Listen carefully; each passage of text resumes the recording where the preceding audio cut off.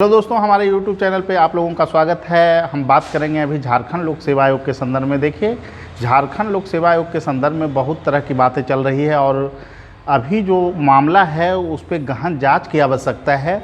और जो JPSC PT का रिजल्ट आया है उसमें जो क्रम से रिजल्ट है 15-16 रिजल्ट क्रम से दिख रहे हैं, ऐसा प्रतीत होता है कि इसमें बहुत बड़ा स्कैम करने का प्रयास किया गया है। और ऐसा ही प्रयास 2013 में राजस्थान लोक सेवा आयोग के संदर्भ में हुआ था। तो उसमें आयोग ने एक बैठक बुलाकर गहन उस पर जो है कि चर्चा की और उसके बाद जो बातें निकल कर आई उस समय तत्काल RPS की परीक्षा को रद्द कर दिया गया था। लेकिन झारखंड में आखिर क्या वजह है कि इसको लेकर आयोग अभी तक संज्ञान नहीं लिया है? कि मामला ये है कि कम से कम ये तो पता चले कि आखिर हुआ क्या, क्योंकि एक साथ 15 लड़के का रिजल्ट क्रम से आना, ऐसा प्रतीत होता है कि कहीं ना कहीं सेंटर को मैनेज करने का प्रयास है। और सेंटर को मैनेज करना तो दूर की बात है, पूछताछ का मामला यहाँ पे नहीं बनता है। 15 लड़का सीक्वेंस में अगर आ रहा है या फिर पूरे सेंटर में जो है लगभग 70% लोग सफल हो जा रहे हैं, इसका मतलब है कि वहाँ पर पूरी तरह से छूट थी और जो प्रोटोकॉल होता है परीक्षा का उसका पालन नहीं किया गया है।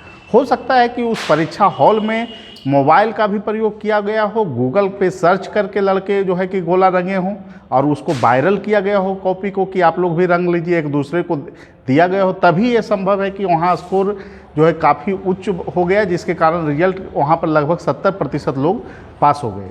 यह बहुत बड़े जांच का मामला है और इस पे JPSC को कदम उठाने चाहिए।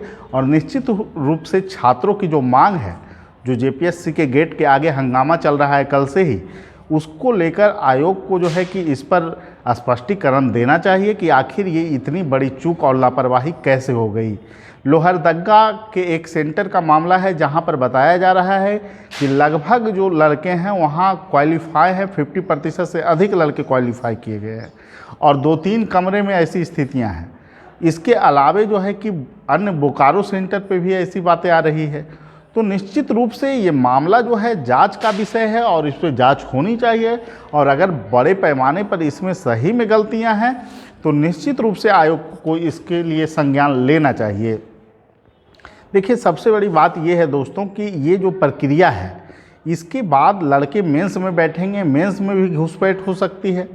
जैसे कि 6 JPSC में जो मामला आया था उसमें पता चला कि मेंस की जो कॉपियाँ थी वो 2 साल पुरानी थी और वहाँ के स्टाफ लोग भी उसको परीक्षा में संलिप्त हुए थे, शामिल हुए और उसके बाद फिर उन लोगों के द्वारा जो है कि क्वेश्चन को पहले ही देख लिया गया था, ऐसे मामले बने थे। तो हो सकता है कि 7 JPSC में भी ऐसा ही मामला आगे चलकर दिखे और अगर PT में घुसपैठ हुई है तो मुख्य परीक्षा में भी ऐसे जो है कि संभावना है कि घुसपैठ हो सकते हैं। तो इसको लेकर आयोग की तरफ से संज्ञान लेना चाहिए। आखिर कटअप इतना ऊपर अधिक क्यों चला गया? क्योंकि अगर पेपर का स्तर देखिएगा तो पेपर फर्स्ट और पेपर 2 दोनों का स्तर जो है गुणवत्तापूर्ण था। पेपर फर्स्ट में जहां तक लोग आकलन कर रहे थे कि 70 के लगभग क्वेश्चन जो है कि सेफ जोन के लिए होगा और पेपर सेकेंड में मैक्सिमम जो है कि दावे किए जा रहे थे कि 50 से 55 क्वेश्चन हो सकते हैं। तो यहाँ पर मैक्सिमम जो चांस बन रहा था 120 पे लड़के को सेफ जोन होना चाहिए था, लेकिन ऐसी स्थितियाँ नहीं बनी और कटअप निश्चित रूप से बहुत ऊपर गया है और इस पर जो है जांच का ये विषय बनता है और इस पर जांच किया जाना चाहिए। झारखंड लोक सेवा आयोग के संदर्भ में पहले भी ऐसे मामले आते रहे हैं और इसको संज्ञान में लिए जाने की आवश्यकता है। चूँकि ये PT परीक्षा का मामला है और इसके बाद मुख्य परीक्षा और इंटरव्यू परीक्षा भी होनी है, तो अगर इसमें बहुत बड़ा मामला अगर पाया जाता है गड़बड़ी का तो इसे रद्द भी किया जाना चाहिए। ऐसा अगर छात्र मांग कर रहे हैं तो निश्चित रूप से छात्रों को विश्वास में लिया जाना चाहिए, क्योंकि JPSC एक संवैधानिक संस्था है और उसको संवैधानिक मापदंडों को पूरी तरह से ध्यान में रखना चाहिए। देखिए, एक इस परीक्षा का एक दूसरा पहलू ये भी है कि ये परीक्षा लगभग 5 साल बाद झारखंड में हो रही है। इससे पहले 2016 में PT परीक्षा का आयोजन किया गया था। अभी जो है वर्तमान में 2021 में परीक्षा का आयोजन किया गया है। तो इस तरह से देखें तो 5 साल के इंतज़ार के बाद लड़के परीक्षा दिए हैं और उनकी उम्र जो है एकाएक 5 साल लैप्स हो जाएगी। तो बहुत सारे ऐसे लड़के हैं जिनकी उम्र सीमा भी ख़त्म हो जाएगी। तो ऐसे में छात्रों की मांग है कि क्या उनका जो समय है वो भ्रष्टाचार की जाल में पूरी तरह से जो है ख़त्म हो जाएगा और उनको अतिरिक्त अवसर नहीं दिया जाएगा। ये भी लड़के लोग इसको लेकर भी जो है कि मांग कर रहे हैं कि उनको आगे आने वाले जो 11 जेपीएससी है उसमें उम्र सीमा में शिथिलता बरता जाए और अन्य लोगों को भी मतलब उम्र सीमा में शिथिलता बरतते हुए जो ऐसे लोग जिनकी उम्र सीमा पार हो रही है उन्हें भी दोबारा मौका मिलना चाहिए। ये भी मांग अभी जारी है। देखिए, आयोग के तरफ से कम जांच का प्रयास किया जाना चाहिए क्योंकि ये मामला गंभीर है। ये पूछताछ के हॉल में पूछताछ का मामला ये नहीं दिखाई पड़ रहा है। ऐसा लगता है कि कहीं ना कहीं मोबाइल के द्वारा या तकनीकी रूप से कहीं क्वेश्चन बाहर निकाला गया है, उसके बाद बाहर से ही क्वेश्चन सोल्व करके दे दिया गया है सभी लोगों को, उसके बाद ही ऐसे सीक्वेंस में रिजल्ट आने संभव है। इस पर जांच किए जाने की आवश्यकता है और हमारा यह आग्रह रहेगा झारखंड के मुख्यमंत्री से कि इस मामले की जो है कि निश्चित रूप से जांच किया जाए। और चूँकि यह झारखंड के छात्रों के हितों का मामला है तो हमें यह लगता है कि इस मामले को झारखंड सरकार निश्चित रूप से संज्ञान में लेगी।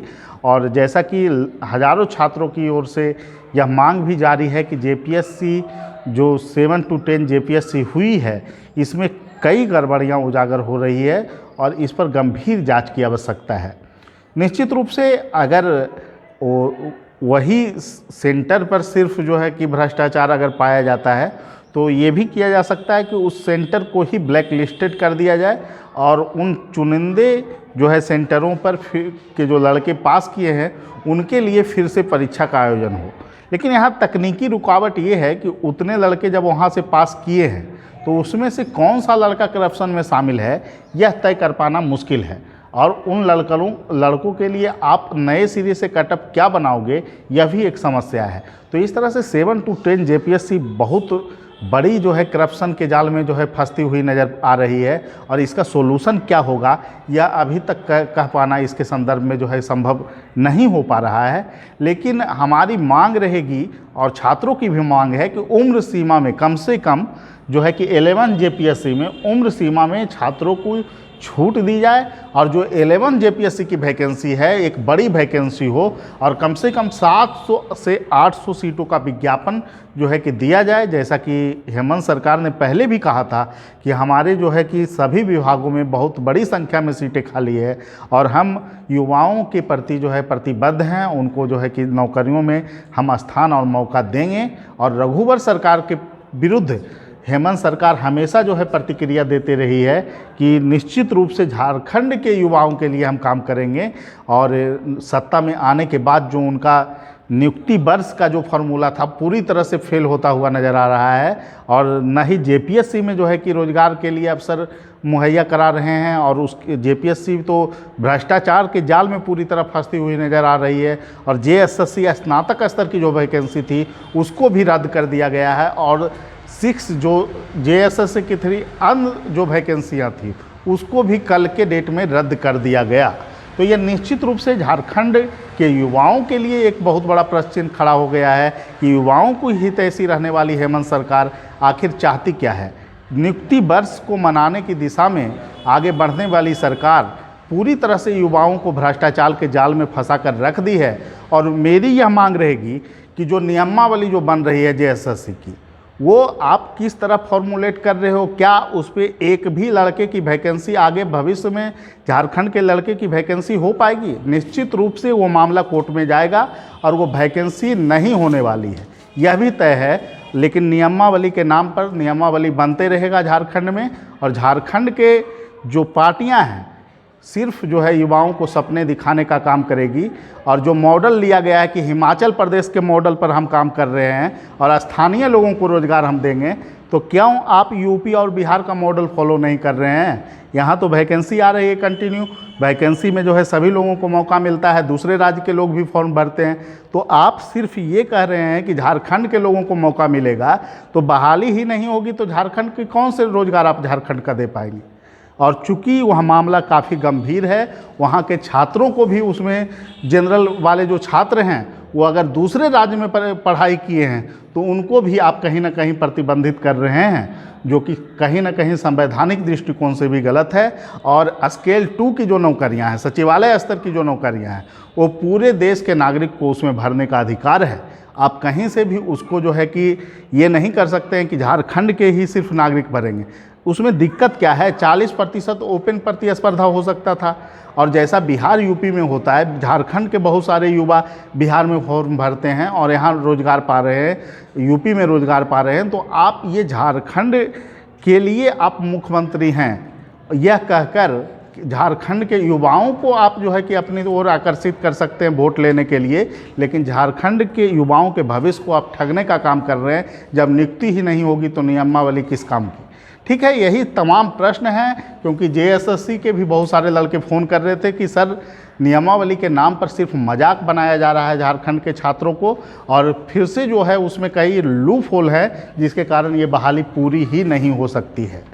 और एक और गंभीर जो मामला है जो बन रहा है, जो स्नातक स्तर का जो वैकेंसी था उसमें देश के अन्य जो है लोगों से फॉर्म भरवाया गया था। ऐसे कई लड़के के हमारे पास फ़ोन आए हैं जो दूसरे राज्य का हैं और वो फॉर्म भरे और उनको दोबारा जो है बैठने का मौका नहीं दिया गया, उनकी राशि को भी वापस नहीं लौटाई गई है। अगर ये लड़के कोर्ट जाएंगे तो क्या ये वैकेंसी कभी पूरी हो पाएगी?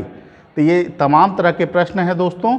और जेपीएससी की खास करके जो मामला है, इसमें निश्चित रूप से गंभीर जांच की आवश्यकता है, और जेएसएससी में ऐसी नियमावली बने, चाहे किसी रूप में बने, ये हम नहीं कह रहे हैं कि उसमें सभी को आप मौका दीजिए, लेकिन ऐसी नियमावली बनाइए जो कम से कम प्रतिबद्ध हो और संविधान के मानकों पर खड़ा उतरे, ताकि जो है झारखंड के युवाओं को रोज़गार मिले।